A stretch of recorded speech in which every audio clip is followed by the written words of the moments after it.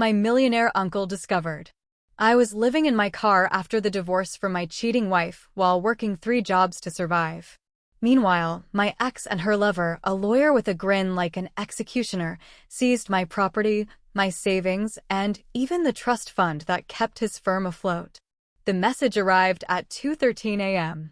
I was sitting in the driver's seat behind a closed restaurant with the dying light of a streetlight spilling onto the windshield.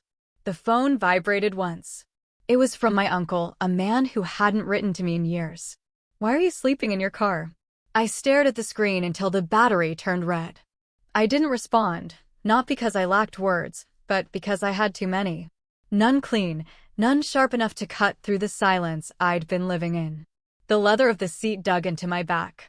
I'd grown accustomed to that discomfort. It was the only thing that kept me awake when exhaustion threatened to drag me into the abyss. Nights when I had to get up in 4 hours to go from one job to the next, but that message was different. He knew, and if he knew, everyone else would soon know too.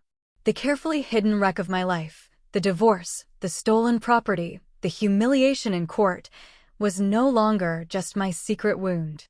Someone had opened the door, and for the first time in months, I felt something burning inside me again. It wasn't shame, it wasn't pain, it was something colder. It all started with the divorce hearings. Equitable distribution, they called it. Empty words that her lawyer repeated with a smile, as if justice could be manufactured like paper. But he was never just her lawyer. I saw the way she looked at him, the curve of her lips when he whispered in her ear during the sessions. At first, I told myself it was paranoia, that the wear and tear was making me see ghosts.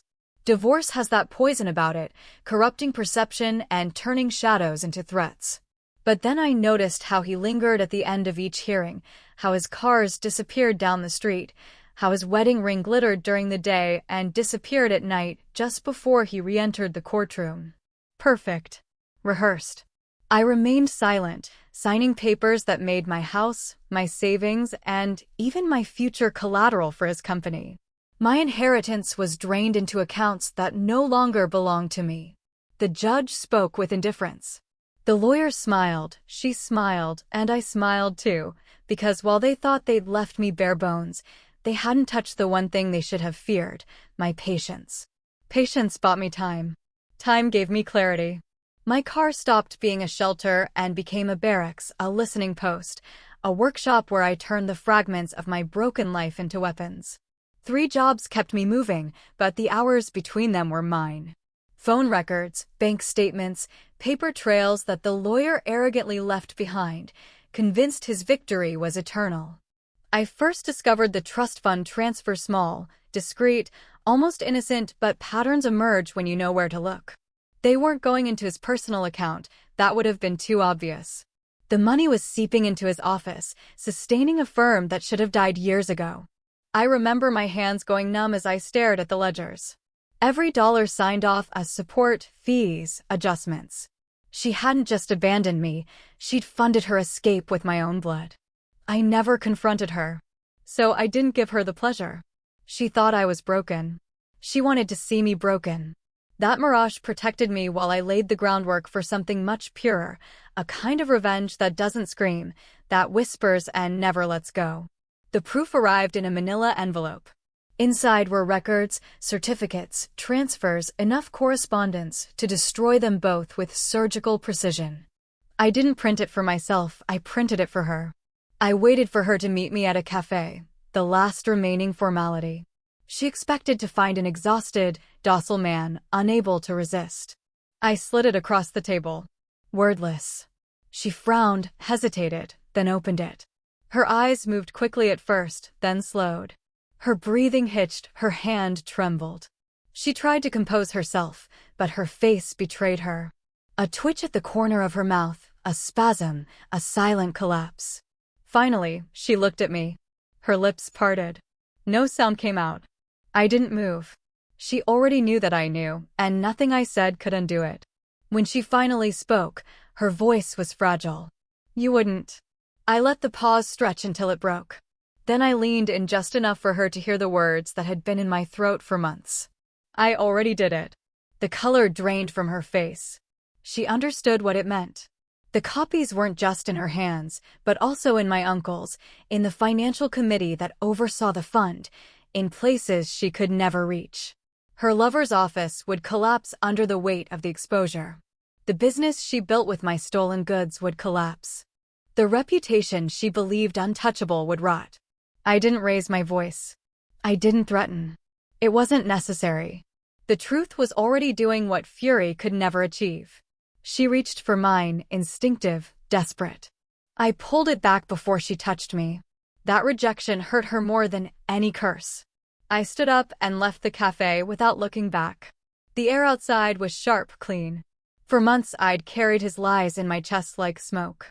Now I exhaled, and the world seemed clearer. The car was still waiting for me in the alley. My life hadn't changed in that instant. I was still broken, exhausted, but the weight was gone. The power was mine again. And when my uncle called to offer help, I answered, not because I needed her to save me, but because I wanted her to know I hadn't drowned. She had. And as I drove away, the thought came firm, final. They built their EMP, now it will be that trust that buries them. Major ire on my trust. When my uncle called to offer help, I answered, not because I needed her to save me, but because I wanted her to hear my voice and know I hadn't drowned. She had. It wasn't water that pulled her under, but greed. My family built their empire not on brilliance, not on vision, but on me. On my trust. Every signature I gave, every promise I believed, every word I swallowed became bricks in the castle they ruled from. They told me I was part of it all, when really I was just the scaffolding, holding up walls never meant to include me. And now those walls were crumbling. I remember the day it all began. My father's voice in the boardroom was iron, my uncle's words coated in honey, and my cousins sat grinning like predators who had already tasted blood. Sign here, they said, you'll thank us later. I was young, foolish, desperate to belong. I trusted them. That trust became my prison. Years passed. They lived like kings, spending fortunes carved out of my inheritance, while I carried the scraps. When I asked questions, they dismissed me. When I pushed harder, they silenced me. I was the ghost in the family empire, present, but irrelevant. Until the night I realized ghosts don't disappear. They haunt. I began collecting contracts, bank records, whispered secrets from employees they thought too small to matter. Every piece of evidence became another match in my hand. I didn't light the fire right away. No, I waited. Writers understand timing, and revenge, like any great story, needs the right ending. So when my uncle called that evening, his voice was thick with false sympathy. You know we can still help you, he said. What he meant was, we're afraid. We can feel the ground shifting. I let him speak. I let him pretend. And when I answered, my words were calm. I don't need saving. I just wanted you to know I'm still here. I haven't drowned. Silence. On the other end, silence. She had drowned my aunt, my father's sister, the one who orchestrated it all. She thought she could survive by feeding on trust forever. But trust is not endless. It's a well, and when it runs dry, the earth splits open. As I drove away from that call, my thoughts came sharp, final. They built their empire on my trust. Now it will be that very trust that buries them. Because everything I signed, everything I gave, everything they twisted into their gain, I had taken back. Not in money, not in blood, but in truth. The documents were already in the hands of those who mattered. The empire was already collapsing, one lie at a time. And the family who once believed me weak now sat in boardrooms filled with smoke and fear, wondering how their golden walls turned to ash. They thought I was gone. But I had been writing the ending all along. And tonight, they would finally read it.